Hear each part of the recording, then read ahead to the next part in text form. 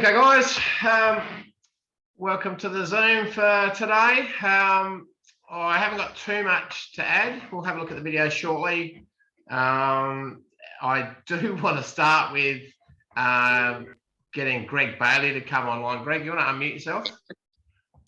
G'day, Colin. Hey, mate.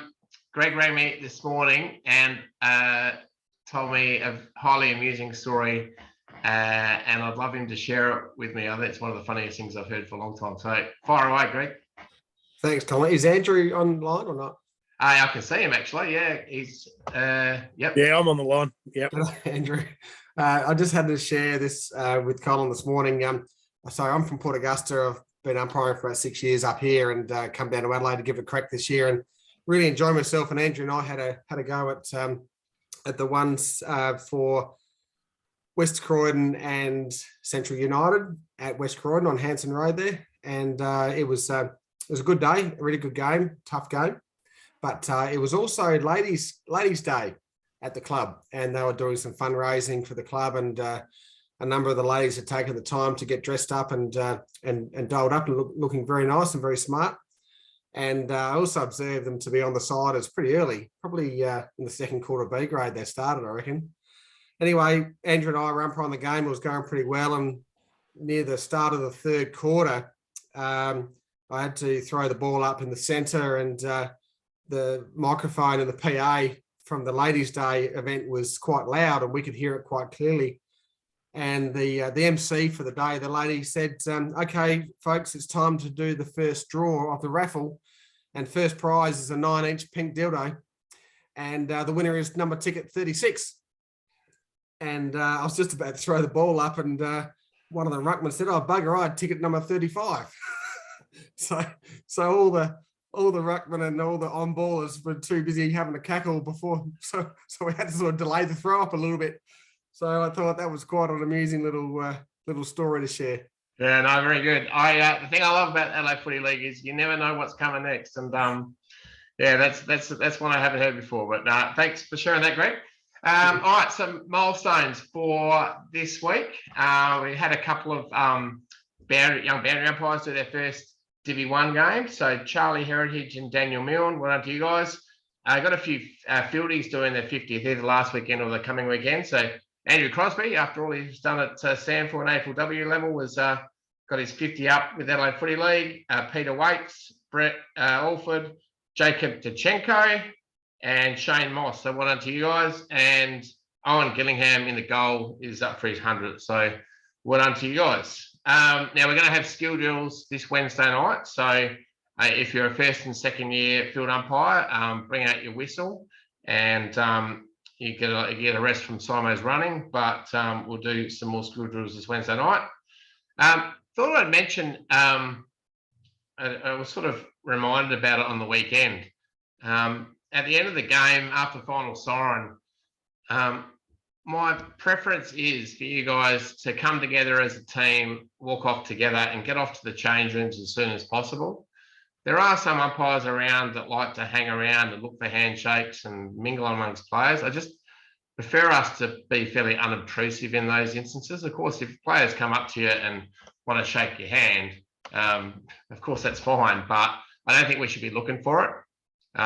So just put it out there.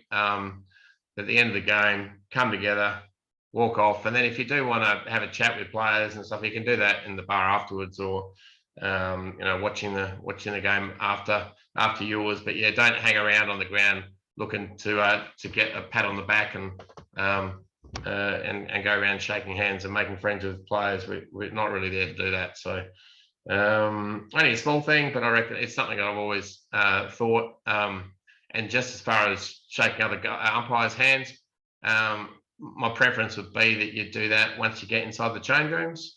It's not usual that you get too much aggression or stick coming your way after a game, but the last thing you want is someone that isn't happy with the performance watching on and looking like you're all running around congratulating each other. Just, again, unobtrusive, come off together, go to the change rooms, shake each other's hands then, and say well done once you get to the change rooms. I just saw he joined online just then, but Balsey, our 900 game Adelaide Footy League umpire, and he reckons he's done 2,000 odd games in total with other leagues included. He got interviewed recently for the SA Sports Show, so I'll provide the link if you want to have a look at Balsey having a chat. It's a good interview. And that's all I have on my list. Before we have a look at the coaching videos, anyone want to raise anything that happened on the weekend?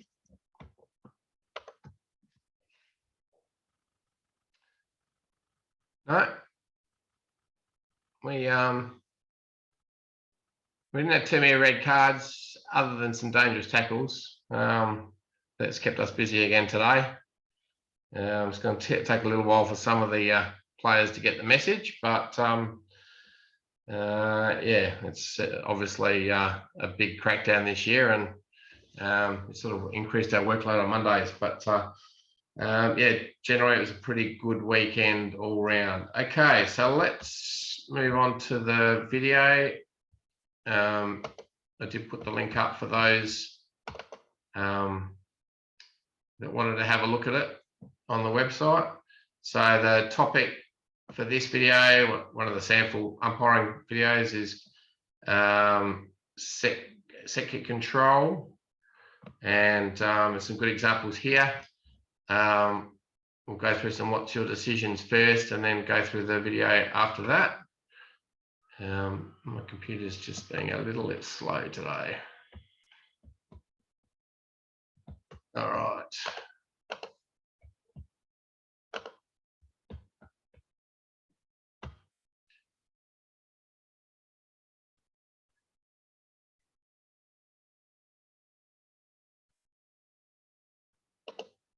All right.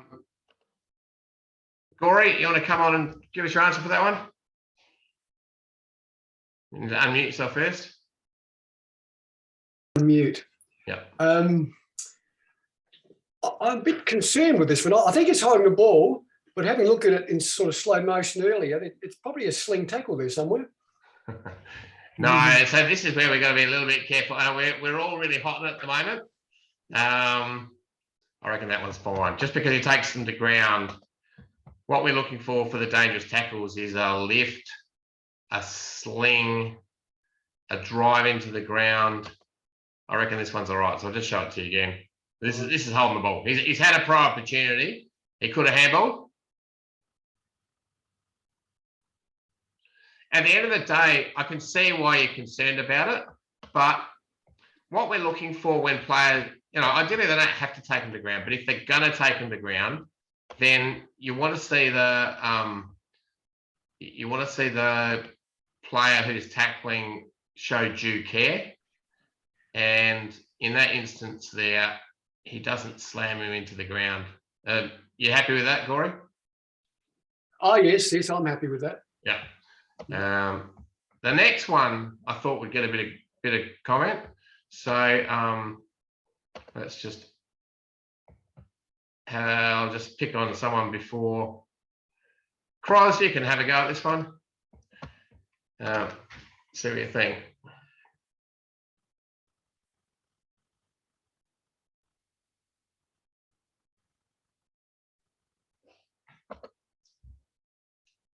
What do you think, mate? Any chance we could have another look at it? It's a bit stop-start coming through on mine. Yeah, no. The Zoom sometimes does that. Yeah. All right, have another go.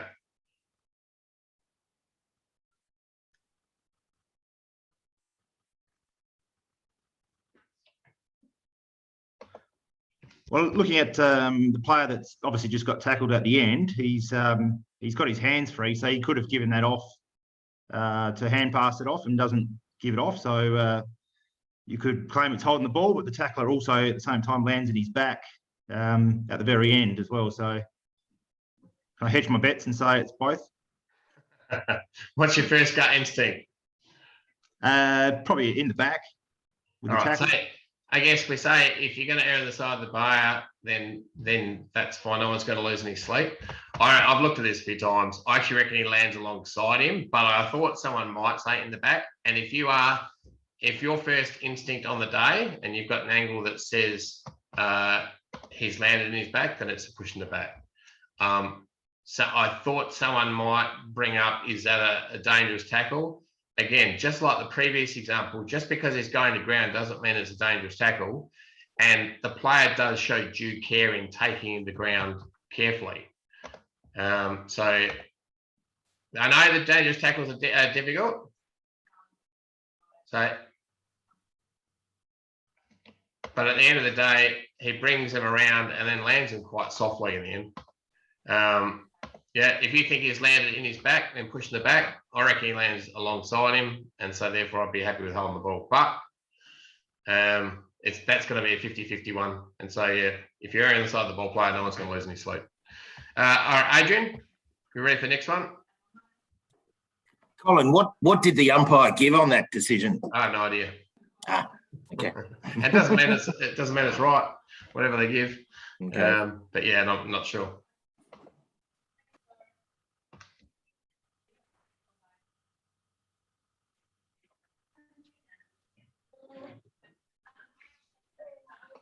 All right. So the chopping the arms. Yep. Spot on, mate. Spot on. Yeah, it was. It was clearly the player in front was infringed, and good decision for chopping the arms. All right. Hilly, you want to have a crack at the next one? Yeah, I'll try. All right. All yours.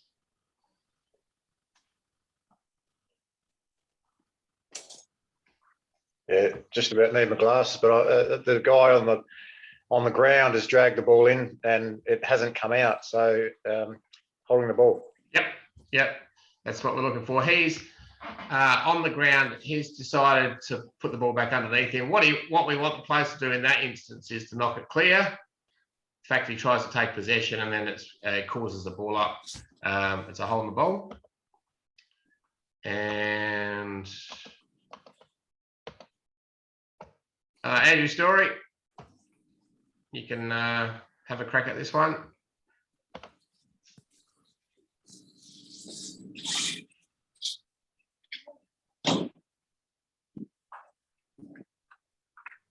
All right, seemed to freeze up a little bit there. Yeah, it's all right. I watched it before. Yeah. It's holding the ball, set a prior opportunity, runs around, gets tackled, no clear disposal, holding the ball. 100%. Well described. That is the way you want to describe your decision. Very good process, and yeah, that's a nice, clear holding the ball decision. I think the one that Cros had is probably the most debatable out of them all, but yeah, that was a nice, simple one. All right, so zipping through the set kick control examples. Set kick control is a really important part of our game. If we get this right, it sets up the game for us. So marks or free kicks paid. What we do after it really can set a scene. So here, it's a clear push after he's taken a mark. You don't want to tolerate that. It's a pretty obvious and blatant. If you don't pay those, then you're going to cop a bit of flack from the players for not paying it. So you want to be in a position to see it. Be on the move at all times when you're in control of the play. So in this example here, there's a tackle, holding the ball, and then there's an advantage. So the key is not to switch off once you've paid a free kick. You want to be ready to pay the advantage if the player decides to take it. Be there. So in this example here, there's a mark and then a late contact. You want to be there to make sure the player comes back. Just remember, these examples are with 3 umpire systems, so they tend to work a bit together. With a 2 umpire system, you probably want to go to the player and help them come back on the mark. Take control, let them know what you want. So in this instance here, he didn't need to grab hold of him there. He wasn't in the marking contest. Once you paid the 25, you want to clearly communicate that you paid it for delaying the play, bring him back with you and set it up straight away. So being urgent, this is a good example here. Watching the player with the ball, sees this goes offline, calls play on, allows the other player to come in and tackle him, therefore holding the ball, and then gives clear instructions about giving the ball back, setting the set kick up. So a little bit in that that passage of play, but the umpire did it really well. So always be aware of the footy. So don't, as I said before, don't switch off just once you paid a free kick. So hold the ball decision there, and then the team decides to take advantage and they stuff it up. But we need to be ready to pay that. One of the other favourite Shane sayings is just react what happens. Like go looking for free kicks. In this instance here, he's had a prior opportunity, legally tackled, and again, ball spills free and they take advantage. So good umpire just letting it go, but paying the right free kick. So if no one's in the contest, be alert to late contact or cribbing on the mark. So in that example there, he has gone well over the mark. He doesn't need a warning. He wasn't in the contest. He's got a good couple of metres over the mark, so it's an automatic 25. Because you don't want to miss a play on call if the player has deviated off the line, but in that case he hadn't. Communication needs to be strong and assertive. So in set kick control, most of you will be aware that what I'm looking for is using your voice to give clear instructions. So in this case, give the ball back, getting close enough so that you've got some presence. Don't just use your whistle and blow your whistle. I mean, they do it at AFL level because of the big crowds. You guys don't need to do that. You can use your voice and give clear instructions. Much prefer voice rather than just blasting your whistle. So the old protected area, we only want to pay it if the players interrupt the play.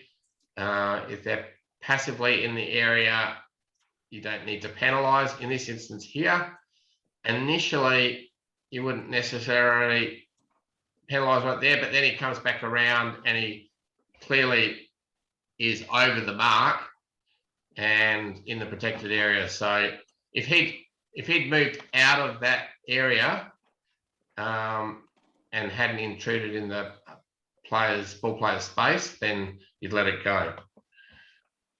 So communication needs to be 10 to 15 metres away, back off 20, 25 metres, be strong and assertive with what you want. So they're the key messages with the set kick control. So any questions or comments on any of those?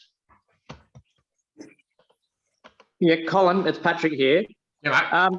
Just a question around standing the mark. If a guy takes a mark and plays in the protected area, but they haven't had a reasonable time to get out, and that player then plays on, do they have every right to turn around and try to smother?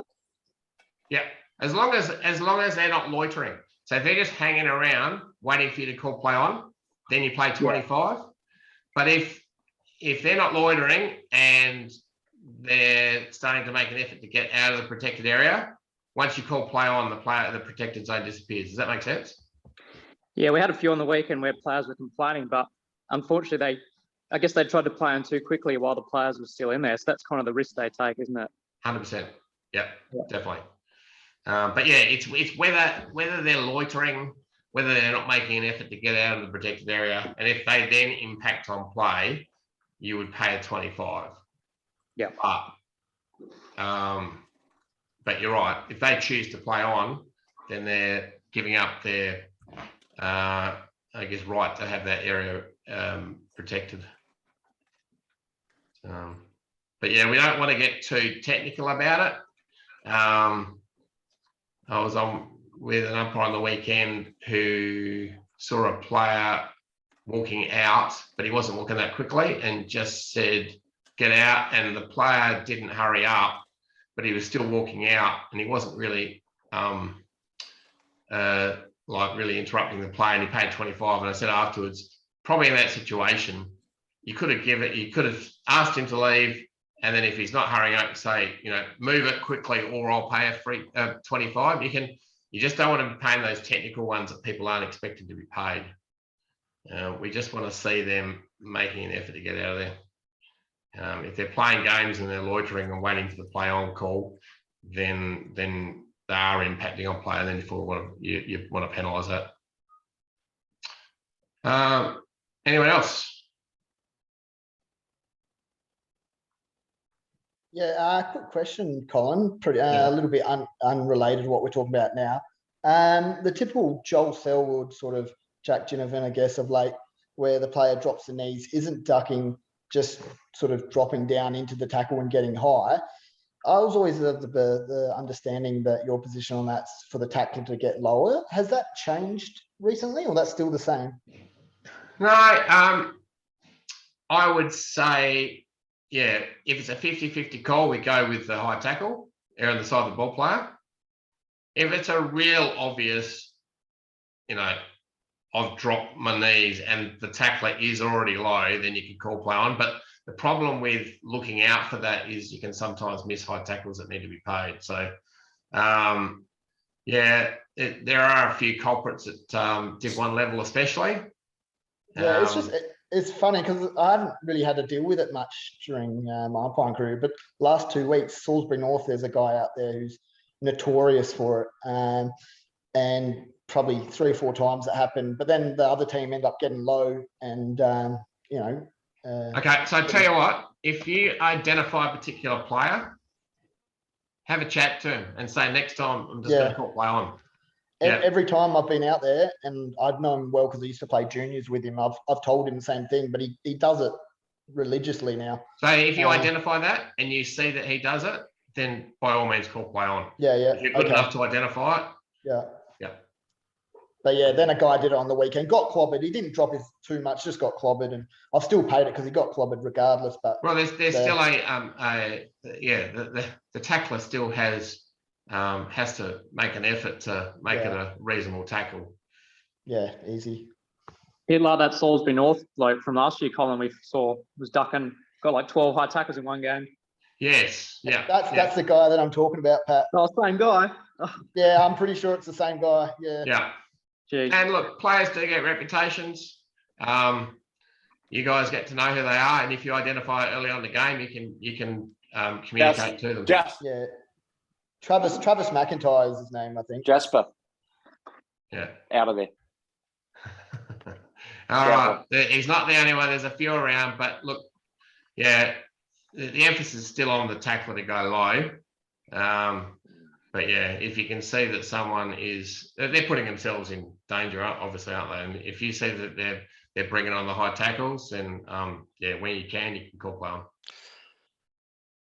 I just got one thing, Colin. The tendency these days when somebody's being paid a 25-metre penalty, and you saw it in one of the video clips there, is that they take off as if it's a 100-metre penalty, and you've got to try and either stop them, or I suppose the alternative is when it gets to 25 metres, just called play on. Would that be the best way? Yeah, you don't stop them, mate. They've got every right to play on. So even if I know, Paul, you're not the quickest bloke on the panel, so if they're running past you, then you just got to let them go. They have every right to play on whenever they like these days. You don't have to reset them up. Okay. Anyone else? Yeah, Colin. Can we get some clarification on the deliberate out of bounds rule? Sure. We're talking A grade? I played one in the C grade. Apparently there's no deliberate out of bounds in C's and B's. No, so there's a lot of players that think there is no such as deliberate out of bounds. There's no deliberate rushed. What I'd say in the C's and B's, you've got last possession. So I don't know why you'd necessarily be paying it. Just describe what happened. The bloke literally just had the ball and just walked over the boundary line, sort of avoided walking into a tackle. Paid a deliberate because he had many other choices to take the game on. So I'll be really hesitant to pay that. Yeah, really hesitant to pay those type of ones. So obviously at AFL level they'll pay them all the time. Yeah. In Adrian's defence there, Colin, I was umpiring with Adrian. I was 100% of the opinion he got it correct because the player, while still in the field of play, actually stopped to a halt and then took one quite large step backwards to go out of bounds. Under no pressure. All right. Well, without me seeing it, I'll take you guys' advice on it. But yeah, there is a deliberate out of bounds rule, even if you have last possession, but it would have to be extreme. So if there's any doubt whatsoever, just call the throwing. Yeah. And for the A grade, the guys doing A grade men's footy, you've got the interpretations video that clearly shows you what we do with the deliver out of bounds. Any kick or handball that makes ground for the team, you don't pay deliberate. Yep. Has to be straight at the line. Yeah, I paid one on Saturday, Colin. It's the first time I've had to pay one, but the guy was being tackled a metre away from the line and he just turned himself around and handballed it on the full over the line. So yeah, with his hands free, right in front of the bench too, so they loved it, as you'd imagine. But yeah, you had a big day on Saturday, Josh. Yeah, we had a huge day. Not the funnest day out, to be honest. But so for those that don't know, there was 3 dangerous tackles in the North Haven only match, and then there was that's right. So 4 for the day, and there was a strike behind off the ball that Sam Cleller picked up as an observer. Which so yeah, big day only, and you guys managed that really well. So yeah, as far as deliver out of bounds, geez, I'd be lucky to pay 1 a year in all the games I do. It's really rare to have to pay it, and now especially when we got last possession in all games except for A grade men's, even less so. Wow. All right. So for those first, second year umpires, remember your whistle for Wednesday night. The rest of you can have a run around. And thanks again for everyone doubling up and doing all. I think we had 4 pullouts in the last 24 hours on Saturday because of COVID. I think we had 6 or 7 field umpires out. We had a bunch of boundaries. Ray Robertson's come down with COVID. Yeah, I would have thought you've all had it by now, but it seems to just keep on keeping on. So anyway, we find a way and really appreciate all your efforts to fill all the games, to make it happen. It's been really good. All right, guys. Thanks for that. We'll see you on Wednesday.